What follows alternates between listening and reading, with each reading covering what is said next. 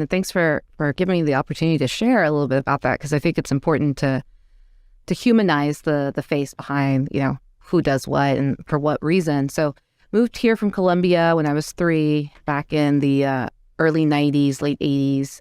Actually moved to Chicago. And then the west side of Chicago in the early 90s wasn't much better than Colombia in the 80s. So my mom said, we're not going to have this again. So she moved us to a very small town in East Texas. There were about 500 people in my actual town. So what's crazy is there's 500 residents in the Wadsworth shelter. So the entire shelter could encompass my town. But it was connected to a little bit of a larger town, 20,000 people, something like that. So I grew up in East Texas and then moved to Dallas.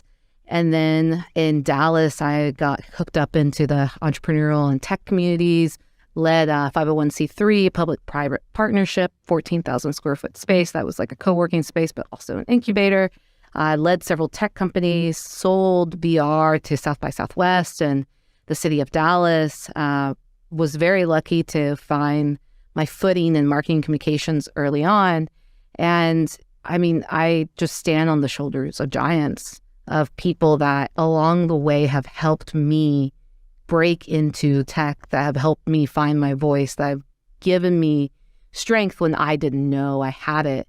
I thought I wanted to be a lawyer at one point in time, and I worked at a law firm, and I was terrible at it. It was dictation, so I had to listen and I had to type. And I remember one day my boss said, I don't know if this is right for you, and I really think you're underselling yourself. Because it was him and his 2 brothers that ran that law firm, we really think that you belong in a bigger city. And this was back in Tyler. And I remember thinking this is just a nice way of him getting me to leave, right? But he was right. I mean, he predicted it over 15 years ago. He said, there's something about you that although you're making it work here, you don't belong here. And he didn't mean it in a bad way. And now looking back on that, having the opportunity to hear all these people just have this confidence in you when you didn't have it for yourself, that's made all the difference. And that's what's driven me to do this peer mentorship with women, or to do Chicago for All. Again, it has nothing to do with me. The talent is there. It has everything to do with the partners. So definitely being the person that happened to bring them together is an honor. And every initiative needs a leader. They need a figurehead.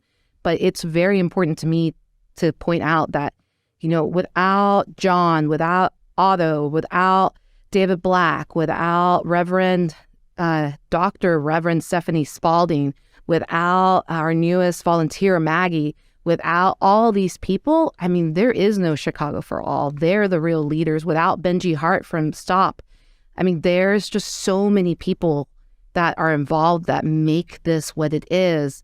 And I'm just lucky to have had the opportunity to perfect my skills, to be able to bring them together. So that's what's driven me in my background. And I've never forgotten where I've come from. And again, with the Wadsworth shelter, something that I point out to people that are against it is that, and what I put it in the op-ed was, I've given back, and that has been really important for me to give back way more than what I received.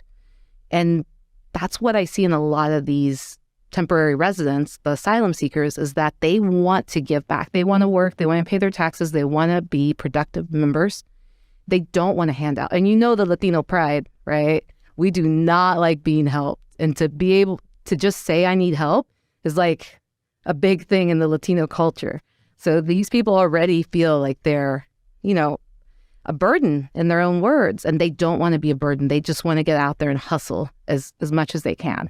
So that, I remember that. I mean, I still remember being on food stamps, and I remember my mom having, I don't think it was called SNAP back then, but having the food stamp card. And just, I'll never forget that. So yeah, it's driven me. It's a lived experience. You know what they're going through because you're one of them. Mm-hmm.